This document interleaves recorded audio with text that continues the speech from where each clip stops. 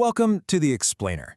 Today, we're going to pull back the curtain on a crucial piece of internet infrastructure you interact with every single day, most likely without even realizing it: the reverse proxy. All right, let's just jump right in with a question to get you thinking. When you type a URL into your browser, say google.com, do you think you're connecting directly to Google's server? Well, the answer might actually surprise you.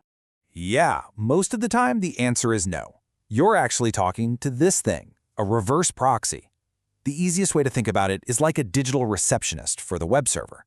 It stands out front and manages all the traffic coming in. Now, you've probably heard the word proxy thrown around before, right? But that little word reverse at the beginning, that changes everything. So let's clear up the biggest point of confusion right now.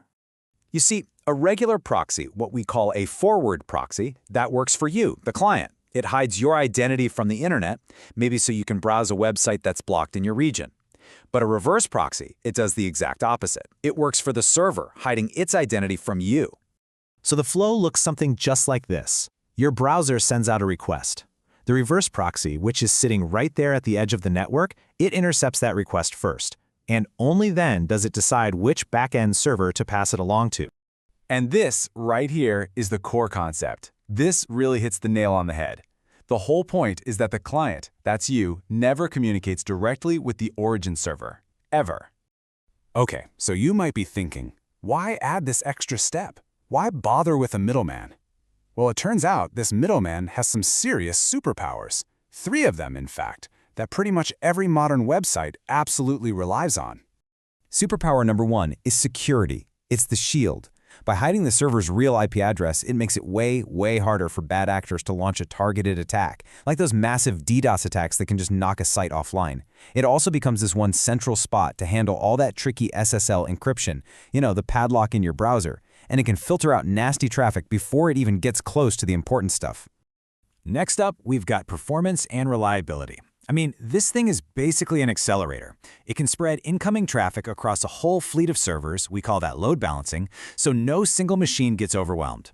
Plus, it can cache, save a copy of frequently requested stuff and serve it up to you super fast without even bothering the main server. And finally, superpower number 3, it's the traffic cop. Think about it. Modern websites are complex, right? They're not just one single server anymore. So the reverse proxy can look at a request and say, oh, you're asking for the API? Go to this group of servers. Oh, you want an image? Go over there.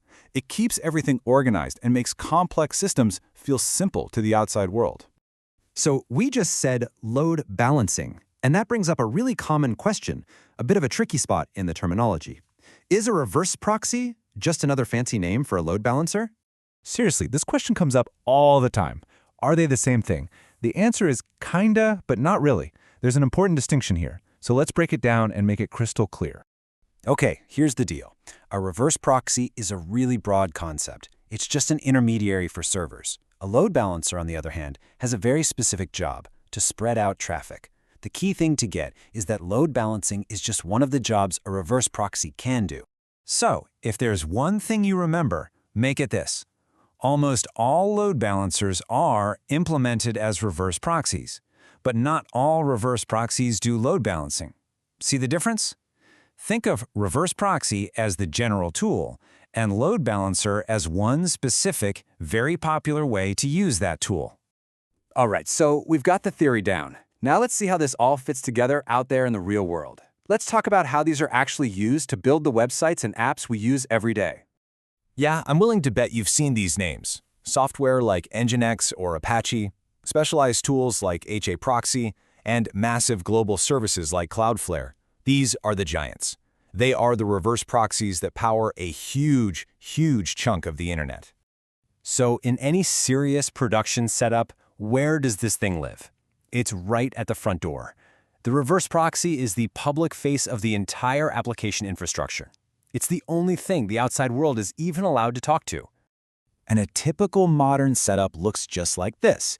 A request comes in from you out on the internet. It hits the reverse proxy first, which, is probably also acting as a load balancer. That proxy then picks one of the many application servers and forwards the request along. Then that server might talk to a database to get what it needs. See how it's all layered? Okay, one last thing, and this is super important. We talked about security. And yes, a reverse proxy is a massive security upgrade. It's an incredible defensive tool, but it is not a magic bullet. It doesn't fix every vulnerability. It's one strong layer in your security strategy. But you absolutely still need other layers too. So, the next time you're browsing a website, just take a second and think about that invisible guardian standing at the gate. It's managing your connection, protecting the servers, and making everything feel faster. And that really makes you wonder, right? If the reverse proxy is the guardian we can now see, what other hidden layers are out there, working silently to bring the entire internet to your screen?